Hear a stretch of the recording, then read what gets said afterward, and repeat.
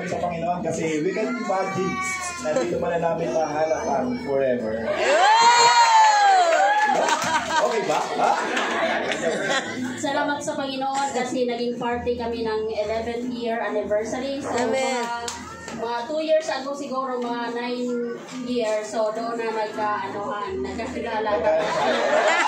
Salamat sa Panginoon. Sa kiligan. Isa kami sa nagpapasalamat kasi isa kami na binless ng Panginoon. Amen.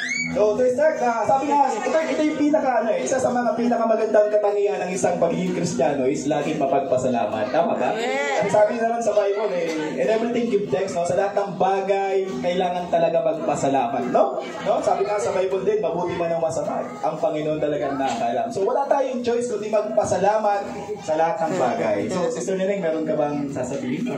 May babasahin lang akong verse sa 1 Chronicles 16:8. Sabi dito, give thanks to the Lord, call on His name, make known among nations what He has done. So, kailangan natin ipakita, ipaano sa mga tao kasi ito din yung maging kalakasan nila.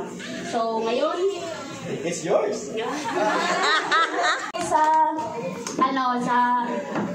Psalm 41, I waited patiently for the Lord and He inclined to me and heard my cry. So, salamat talaga sa Panginoon. So, ang advice ko talaga is patiently wait talaga sa Panginoon. Lalo na sa mga single dyan. Kasi hindi nyo alam kung ilang, sabihin ko na lang kung ilang taon ako. 37 years ako. Pero, naghintay talaga ako sa Panginoon. Kasi iniisip ko, kung i-go ko to, yung mga past relationships, grabe talaga. Hindi talaga kaya. Kaya, salamat talaga sa Panginoon.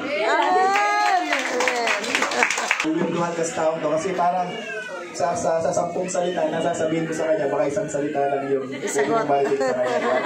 Pero nakaka-bless yung taong to. At nakaka-bless din yung mga magulang kung paano siya i-raise, no? So, tawagin natin yung ating chemist, no? Tawagin natin si Sir Joel James. Mga oldas pa to, mga oldas pa, kaya maganda kayo, ha? Huwag kayo mag-chemist kasi wala kayong takas. Ako lang mag-isa chemist dito. Engineering kayo para marami kayong kakalaw. Yung pinapasalamatan ko sa Panginoon kasi nga yun, pumasa ako nung last na board exam. Yung pinapasalamat ko dun kasi hindi talaga ako prepared. Para sa sarili ko, kung titignan ko yung sarili ko, hindi talaga ako prepared. Kulang kahit mag-review ako ng 1 taon, kulang kahit mag-review ako ng 2 taon. Kasi never ka naman talaga magiging prepared sa isang exam. Magiging prepared ka lang kung alam mo yung lalabas. Kailan ka ba nag-exam na alam mo yung lalabas, diba? Hindi nang daya ka na, no? Never ka talaga magiging prepared. So yung nangyari doon, pinagdasal lang talaga. Buti sana ako rin yung nagdasal. Kahit ako, nakakalimutan ko magdasal.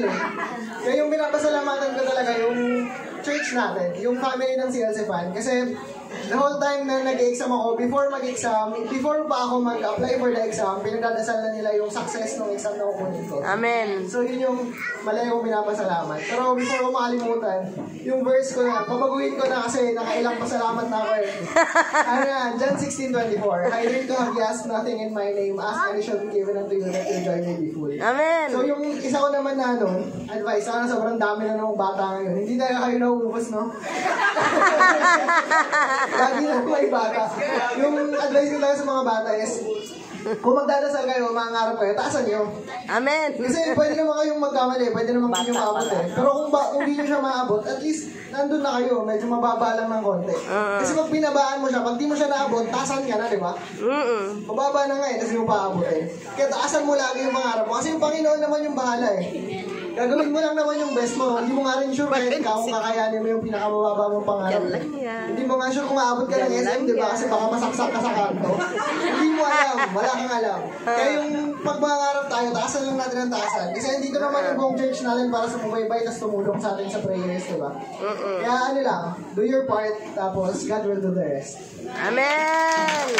Ayan, salamat. Pero bago yan, meron pa rin tayo magpapasalamat, no? Kasi kanina lang, biglang may lumapit sa akin. Talagang napakabuti ng Panginoon. Diba? Amen! Kung imagine, dapat may kwento siya na lang muna yung magkikwento. Hayaan na lang natin siya kung paano naging mabuti ang Panginoon sa kanya. Ano ba?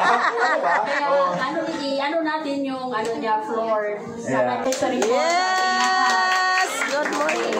Nagpapasalamat po ako sa Panginoon dahil na Christmas vacation, Nalis po ang lahat ng stress sa Yay! nag-enjoy sa mga Christmas party. At habang umatin ng Christmas party, may mga blessing na dumarating. 11 years ago yesterday, exactly January 6, nung nag-umpisa po ang gawain na ito ng Panginoon sa CLC Fund. January 6, 2013. Tama ba? Yes. 2013. Okay. Dahil sa sumunod kami sa utos ng Panginoon na humayo.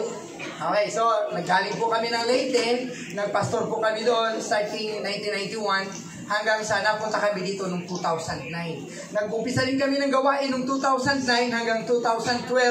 Pero hindi po yun masyadong nag-materialize. Pero marami din kaming ginawa hanggang sa nag-umpisa tayo dito noong January 6, 2013. At ito na, sa loob ng 11 years, marami pong nangyari at naranasan. Marami tayong ginawa sa paglilingkod. Marami ang nakapakinig ng mabuting balita, marami ang nagsamba, at marami ang nakipag-Bible study. Marami rin po ang umalis at tumayaw sa paglilingkod.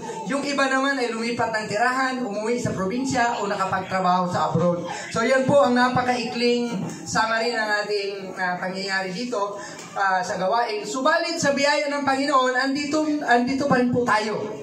Patuloy na naglilingkod at saksi sa kabutihan at katapatan ng Panginoon sa ating mga buhay, at marami din ang mga bagong idinagdag ng Panginoon.